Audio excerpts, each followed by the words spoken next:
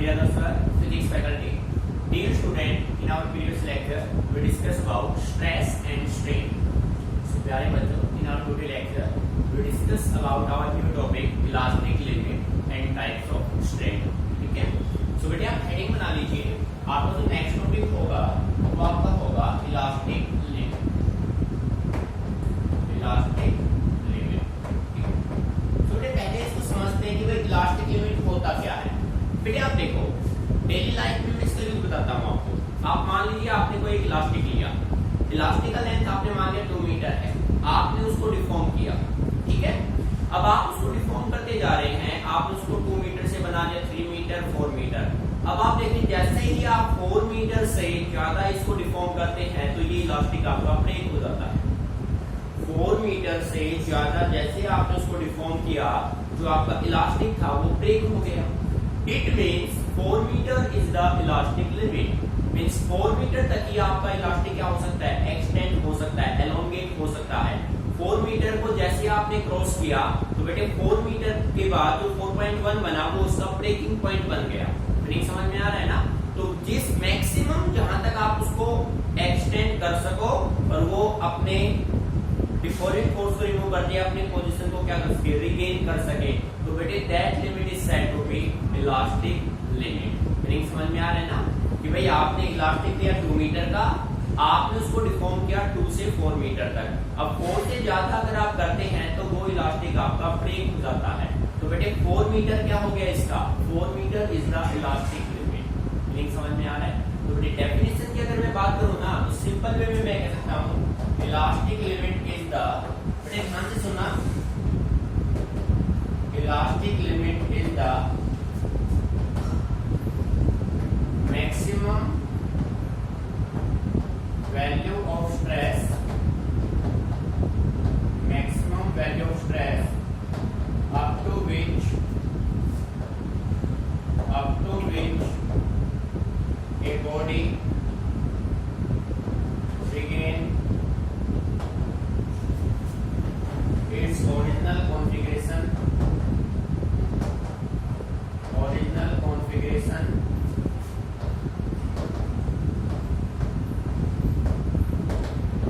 after the removal of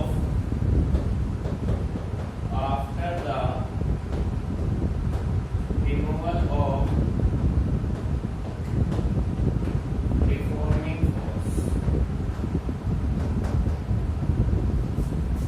After the removal of deforming force. बेटे concept को समझना ध्यान से. भाई मैंने आपसे कहा कि आपके पास कोई इलास्टिक है 2 मीटर का, आपने उसको डिफॉर्म करके कर दिया 4 मीटर. अब आप देख रहे हैं कि 4 मीटर तक ये जो आपका इलास्टिक है, जैसे 4 मीटर पे आपने डिफॉर्मिंग फोर्स को रिमूव किया, ये अपने ओरिजिनल कॉन्फ़िगरेशन को रिस्टोर कर रहा है, ब्रेक नहीं हुआ. तो बेटे ये जो लिमिट होगी ना, मैक्सिमम लिमिट 4 मीटर इसका हो गया इलास्टिक लिमिट.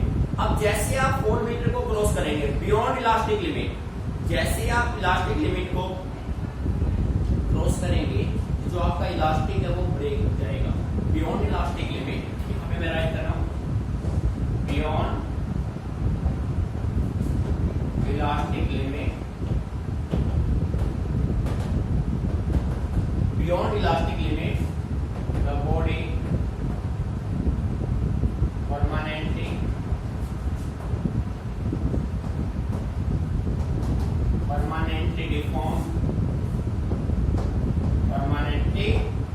डिफॉर्म और we can say that set. यानी बॉडी आपका जैसे आपने 4 मीटर को क्रॉस कर दिया ना, आपकी बॉडी परमानेंटली फॉर्म हो जाएगा, यानी परमानेंट सेट. अब वो अपनी ओरिजिनल कॉन्फ़िगरेशन को रिकवर नहीं कर पाएगा. बेटे that limit is set to be elastic limit. तो नहीं समझ में आ गया. आपने किसी थ्रेड को इलास्टिक को स्ट्रेच किया, डिफॉर्मिंग फोर्स रिमूव करके बॉडी अपने ओरिजिनल शेप को ऑक्यूपाई कर रहा है, रिगेन कर रहा है. That property is set to be elastic limit. बेटे मीनिंग समझ में आ रहा है. ठीक है. कंसेप्ट को समझना है बड़े अच्छे से. ठीक है. अब बेटे इलास्टिक लिमिट को अच्छे से एक्सप्लेन करने के लिए एक साइंटिस्ट था हुक्स, उन्होंने एक लॉ दिया जिसका नाम रखा गया हुक्स लॉ. ठीक है. तो प्यारे बच्चों अब हम स्टडी करते हैं हुक्स लॉ क्या है. भाई ध्यान से समझना, बहुत अच्छा टॉपिक है हुक्स लॉ. हुक्स क्या कहता है भाई, देखो बेटे, अकॉर्डिंग टू हुक्स लॉ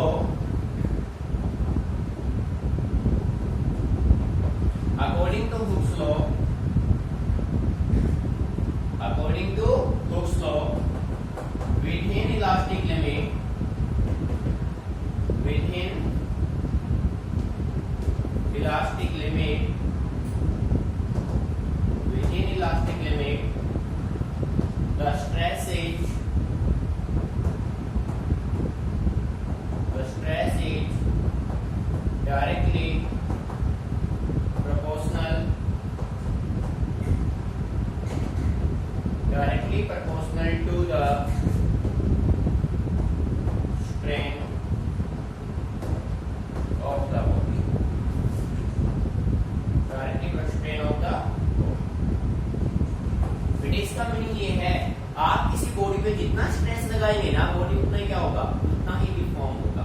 नहीं समझ में आ रहा है? Within elastic limit according to Hooke's law, within elastic limit the stress is directly proportional to strain of the body. बेटे ये कंडीशन क्या है कि लिमिट फिक्स होना चाहिए। कौन सा लिमिट होना चाहिए? इलास्टिक। यदि आपने इलास्टिक लिमिट को क्रॉस कर दिया तो अपना हुक्स लॉ ओबे नहीं होगा। ये मेन कंडीशन है। लिमिट कौन सा होना चाहिए? इलास्टिक। अगर आप इलास्टिक लिमिट में है ना तो बॉडी को जितना डिफॉर्म करेंगे बॉडी उतना ही क्या होगा, अपने आप को रिस्टोर करेगा। ये है Hooke's law. Mathematically we can say write here stress directly proportional किसके होगा बेटे? स्ट्रेन के होगा। बट कंडीशन क्या है? कंडीशन अपना है within elastic limit, within elastic limit. ठीक है बेटे, अगर आपने ये वर्ड यूज नहीं किया ना तो आपका ये दो फॉलो नहीं करेगा। ठीक है, अगर जब हम कभी भी डायरेक्टली प्रोपोर्शनल के साइन को रिप्लेस करेंगे तो यहाँ पे कोई कांस्टेंट यूज होगा। So we can say write here stress, constant आपने यूज किया E और इनटू में क्या हुआ? स्ट्रेन।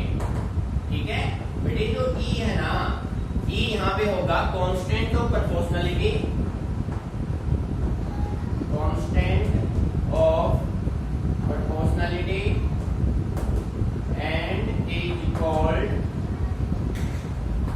and is called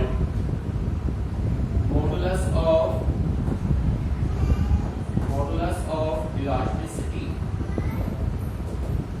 ध्यान दीजिए, stress is equal to E, constant आपने यूज किया, E आपका है constant of proportionality and is called modulus of elasticity. बेटे ये है प्रोपोर्शनलिटी। ठीक है, modulus of elasticity. So stress आपका हो गया E इंटू स्ट्रेन। बेटे मीनिंग आ रहा है समझ में? ठीक है, अब इसके बाद आपको स्टडी करना होगा मॉडुलस ऑफ इलास्टिसिटी। बेटे ध्यान देना अच्छे से। ठीक है, सो कंसेप्ट को अच्छे से नोट कीजिए। प्रैक्टिकल इसका आप यूज करेंगे न्यूमेरिकल्स में। ठीक है, note it down carefully.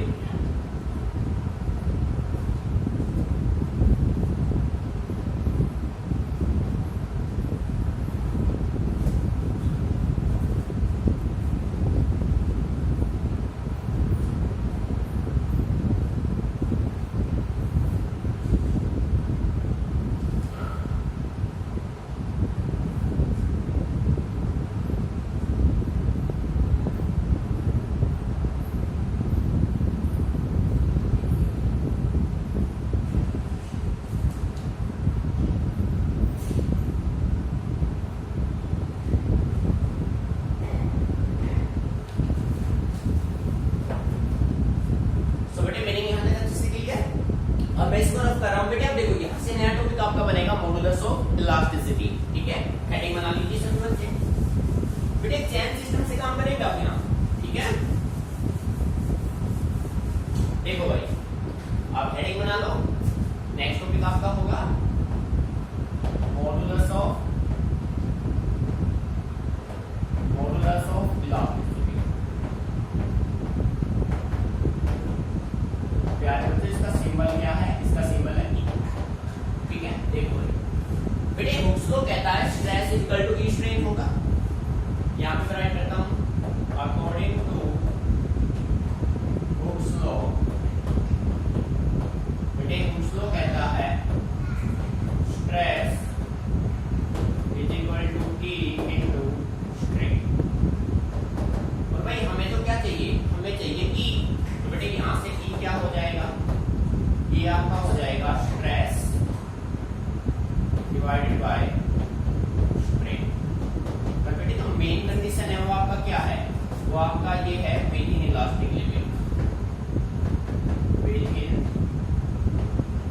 Elastic limit. ठीक है भाई, मीनिंग समझ में आ रहा है? सो बेटे डेफिनेशन बिल्कुल सिंपल हो गया। आप ये कह सकते हैं the modulus of elasticity is the ratio of stress to the corresponding strain provided that. Main condition क्या है? जो आपका स्ट्रेस है ना वो विद इन इलास्टिक लिमिट होना चाहिए, provided that the stress is with in elastic limit. बेटे मीनिंग आ रहा है समझ में? सो हम यहाँ पे डेफिनेशन बना रहे हैं modulus of elasticity may be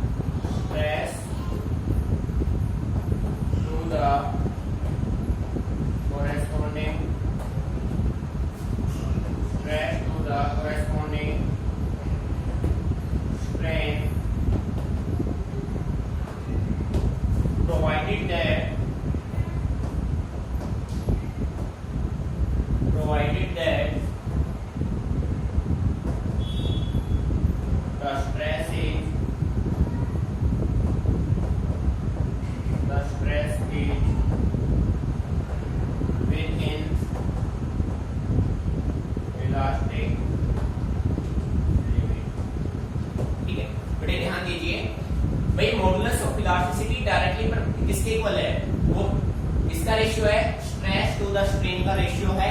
तो बेटे कंडीशन क्या है कि जो आपका स्ट्रेस है ना वो विद इन इलास्टिक लिमिट होना चाहिए। जैसे हमने आपको एग्जांपल दिया था 4 मीटर, 4 मीटर आपका हो गया elastic limit for that elastic, right. So बेटे स्ट्रेस बाय स्ट्रेन का रेशियो होगा मॉडुलस ऑफ इलास्टिसिटी के इक्वल। अब हम बात करते हैं इसके एसआई यूनिट की, एसआई यूनिट।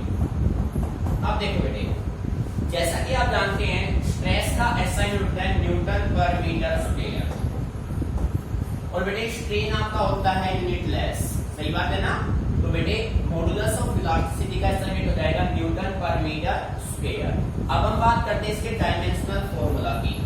तो बेटे डायमेंशनल फॉर्मूले की हम अगर बात करें तो इसका होगा m1 l-1 t-2। मीनिंग अच्छे से क्लियर, ठीक है। क्योंकि बेटे स्ट्रेस होगा फोर्स बाय एरिया, ठीक है। सो बनेगा m1 l-1 t-2। बेटे मीनिंग अच्छे से क्लियर, ठीक है। तो ये आपका हो गया मॉडुलस ऑफ इलास्टिसिटी।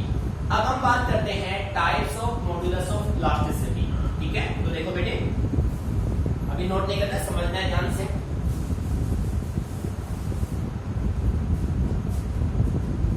बेटे यहां पे मैं बात करता हूं टाइप्स ऑफ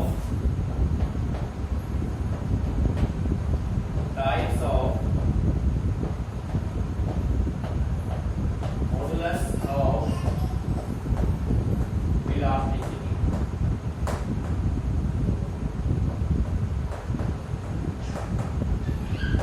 ठीक है भाई, देखो बेटे टाइप्स की हम सिंपली बात करें ना तो अपना modulus of elasticity basically 3 type का बनता है। किसके बेस पे, depending upon the stress and strain, depending upon the stress and strain the modulus of elasticity is of 3 types, ठीक है। सो बेटे यहां पे मैं राइट करता हूं, सबसे पहला अपना बनेगा young modulus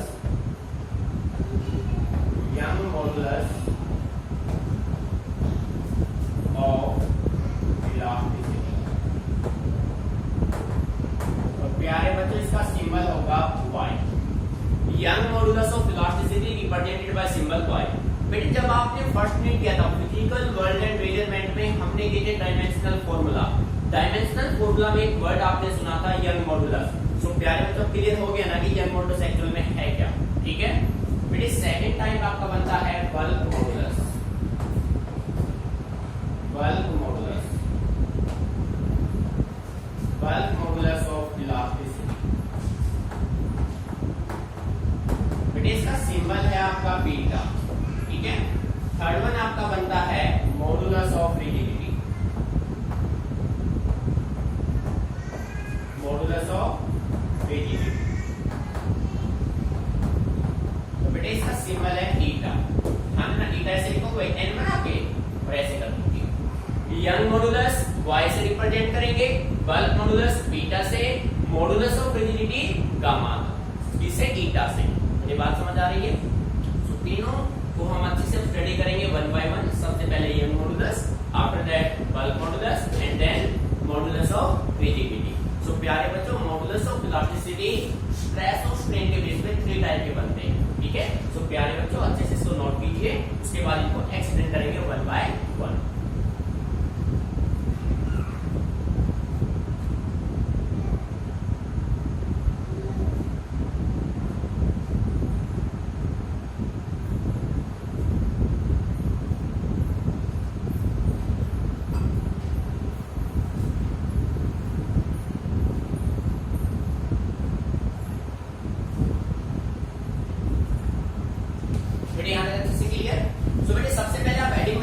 young modulus of elasticity, ठीक है। सबसे पहले एक्सप्लेन करेंगे यंग मॉडुलस को। बेटे इनको प्रैक्टिकली समझना है डायग्रामेटिकली। सबसे पहले पॉइंट नंबर 1 आपने हेडिंग बनाना है young modulus,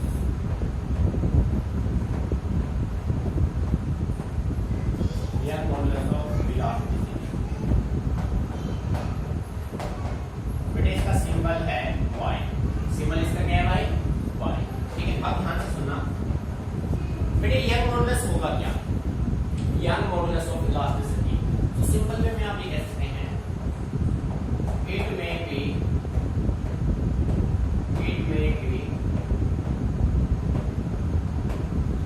defined as the ratio of define as the ratio of tensile stress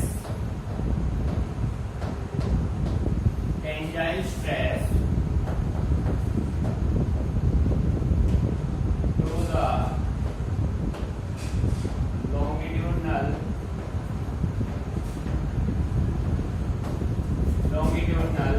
strain within elastic lift.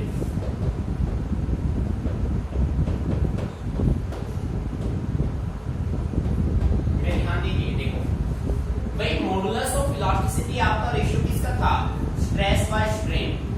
अब आपको ये देखना है कि यंग मॉडुलस में कौन सा स्ट्रेस आएगा, कौन सा स्ट्रेन आएगा, क्योंकि जब तक अब कंडीशन ये होगा, जब तक किसी बॉडी पे आप डिफॉर्मिंग फोर्स नहीं लगाएंगे, बॉडी एलोंगेट नहीं होगा, बॉडी एलोंगेट नहीं होगा तो स्ट्रेन नहीं आएगा, और स्ट्रेन नहीं आएगा तो स्ट्रेस नहीं आएगा। समझ लेना भाई। बेटे आपसे अगर ये पूछा जाए कि स्ट्रेस और स्ट्रेन में पहले कौन आता है, तो पहले कौन आता है? स्ट्रेन। क्योंकि जब आप किसी बॉडी को डिफॉर्म करेंगे तो एलोंगेट होगा, उसका कॉन्फ़िगरेशन चेंज होगा, तो स्ट्रेन मेंटेन करेगा, और स्ट्रेन किसको रिजल्ट फॉर्म करेगा? Strain form stress. ठीक है, देखो बेटे कौन सा स्ट्रेस लगाया? टेंजाइल। कौन सा स्ट्रेन आया? लॉन्गिट्यूडनल। सो बेटे ये देखो, ये आपके पास मान लीजिए कोई एक वायर था, और इस वायर का लेंथ कितना है? L है। इस वायर का लेंथ कितना है? L। अब आपने इस वायर पे कुछ फोर्स एक्सर्ट किया। जैसे ही आपने इस वायर पे कुछ फोर्स एक्सर्ट किया, फोर्स एक्सर्ट करने से इस वायर का जो लेंथ है वो ये वायर एलोंगेट हुआ। ठीक है बेटे, अब देखो यहां से यहां तक का लेंथ तो क्या है इसका? L, और ये जो लेंथ हुआ वो कितना हुआ? del L। बेटे आ रहा है नहीं समझ में? अब जैसा कि आप जानते हैं यंग मॉडुलस आपका होगा y is equal to tensile stress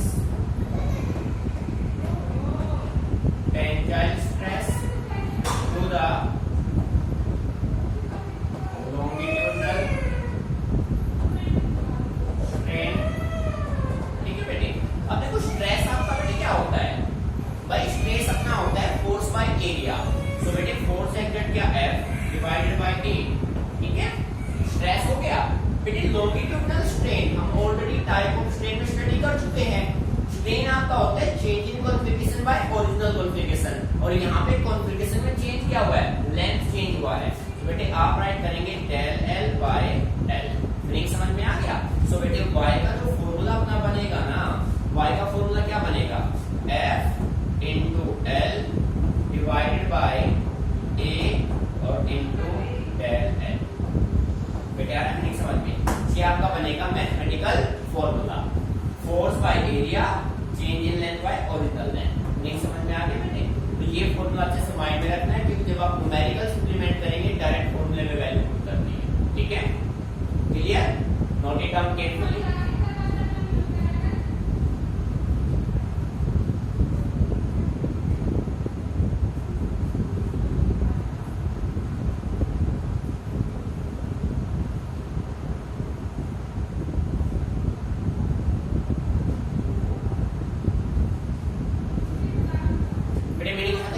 अब हम बात करते हैं second type, bulk modulus of elasticity. देखो बेटे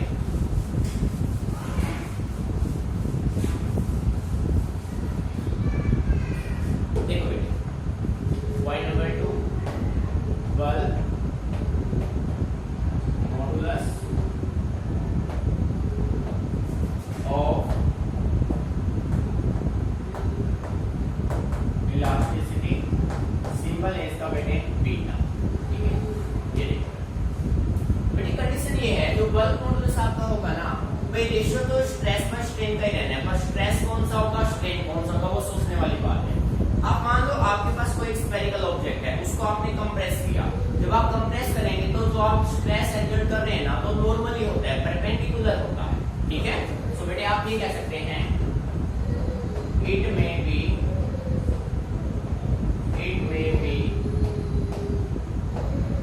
defined as the ratio of normal stress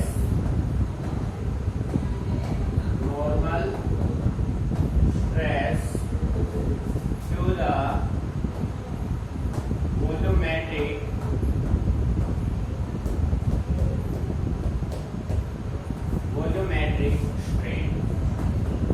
ध्यान देखिए भाई, जो आपका बल्क मॉडुलस ऑफ इलास्टिसिटी है वो किसका रेशियो है? That is the ratio of normal stress to the volumetric strain. और कंडीशन क्या है? कंडीशन आपका है विद इन इलास्टिक लिमिट। बेटे मेन ये मत भूल जाना, आप जो भी काम ये कर रहे हैं ना वो विद इन इलास्टिक लिमिट आपका होगा, ठीक है। सो यहाँ पे मैं कह सकता हूँ, देखो बेटे अब डायग्रामेटिकली समझते हैं इसको। आप मान लीजिए कि आपके पास ये कोई स्फेरिकल ऑब्जेक्ट है,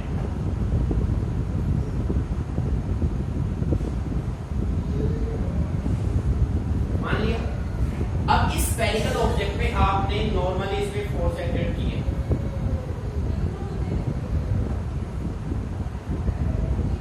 ये आपने नॉर्मली इस पे फोर्स एक्सर्ट कर दिया।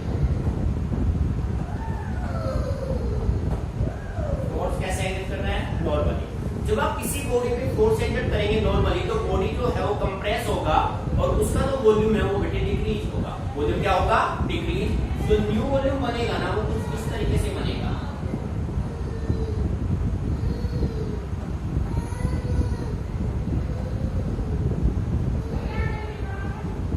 ठीक है। ये सेंटर हो गया। अब ये जो वॉल्यूम हुआ ना, ये वॉल्यूम हो गया डेल V, और पहले जो वॉल्यूम था वो कितना था बेटे? V था। मीनिंग समझ में आ रहा है? तो यहाँ पे मैं राइट कर सकता हूँ bulk modulus beta is equal to normal stress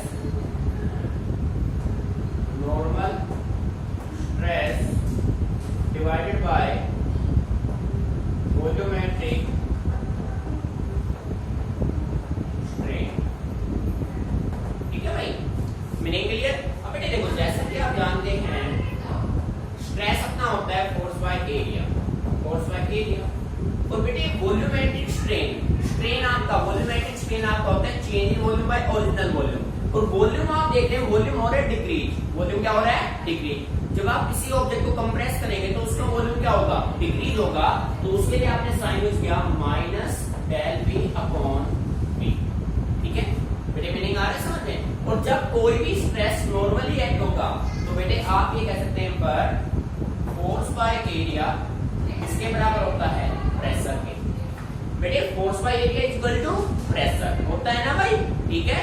तो बेटे आप इसको राइट करेंगे beta is equal to F by A की वैल्यू क्या हो जाएगी? पी अपॉन क्या होगा भाई? पी वी और डेल वी, और साइन क्या आएगा?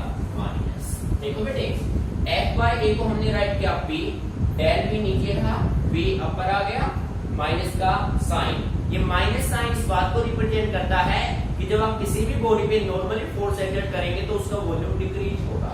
तो बेटे negative sign only represent decrease in volume of the body, ठीक है। So minus PV upon del we.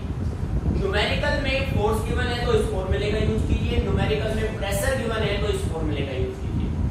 Meaning अच्छे से क्लियर? सो प्यारे बच्चे सारे मैथमेटिकल फॉर्मूले आपके माइंड में होने चाहिए, ठीक है। Note it down carefully.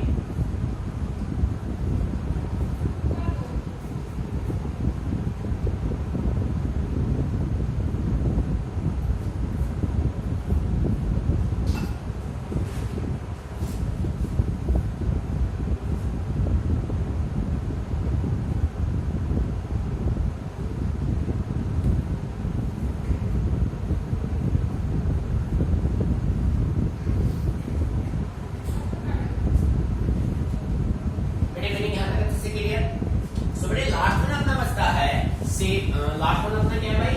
Modulus of rigidity, ठीक है। तो बेटे हेडिंग बना लीजिए,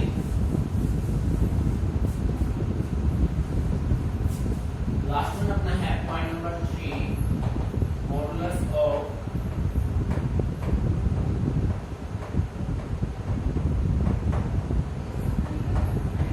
रिजिडिटी।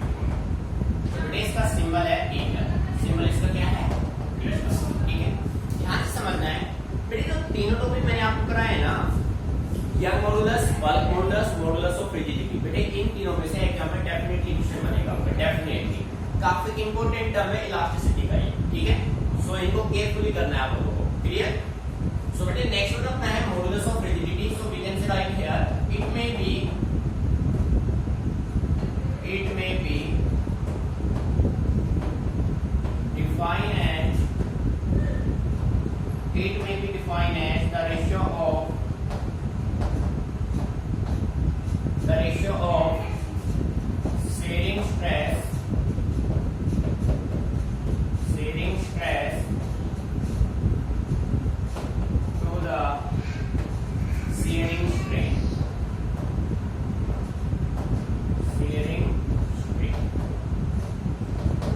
कंडीशन आपका वही रहेगा within elastic limit, with in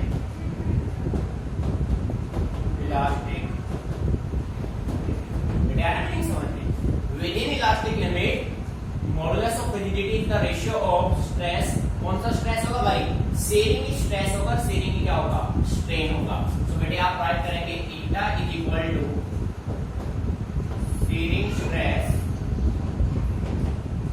sharing stress divided by shearing strain. बेटे डायग्रामेटिकली अगर हम बात करें ना, तो आपने शेयरिंग स्ट्रेन में जो डायग्राम ड्रॉ किया था ना, कौन सा डायग्राम, एक क्यूब का डायग्राम हमने जो बनाया था, सेम डायग्राम आप यहाँ पर रिप्रेजेंट कर सकते हैं। ठीक है, तो बेटे इनका जो रेशियो बना था वो अपना क्या बना था भाई, स्ट्रेस अपना क्या होता है फोर्स बाय एरिया, और बेटे शेयरिंग स्ट्रेन अपना क्या था थीटा। तो we can say write here F upon a theta. बेटे this is your required figure. बेटे ये रिजल्ट अच्छे से आपको माइंड में रखते हैं, young modulus, bulk modulus and modulus of rigidity. बेटे इनके बेस पे जो भी न्यूमेरिकल्स आपके बनते हैं आप उनको इंप्लीमेंट कीजिए। इसी न्यूमेरिकल में कोई भी आपको प्रॉब्लम आती है तो आप उनको फॉरवर्ड कर दीजिए। नहीं समझ में आ रहा है? बेटे बेसिक है, इन बेसिक को अच्छे से आपको स्टडी करना है, माइंड में सेट करना है। कॉम्पिटिशन में भी या फिर आप वाइवा में जब बैठते हैं तो सबसे ज्यादा क्वेश्चन इसी टॉपिक से पुटअप किए जाते हैं, ये ध्यान रखना। ये आपका बेस है +1 फिजिक्स का। ठीक है, तो इनको अच्छे से समझना है। डेली लाइफ में भी यूज अभी हम आपको रिप्रेजेंट करेंगे अगले 2-3 लेक्चर में। ठीक है, तो बेटे इन सभी को अच्छे से स्टडी करना है। इन सभी के बेस पे अभी तक हमने जो भी स्टडी किया है सॉलिड्स में, जितने भी न्यूमेरिकल्स बनते हैं आप उनको इंप्लीमेंट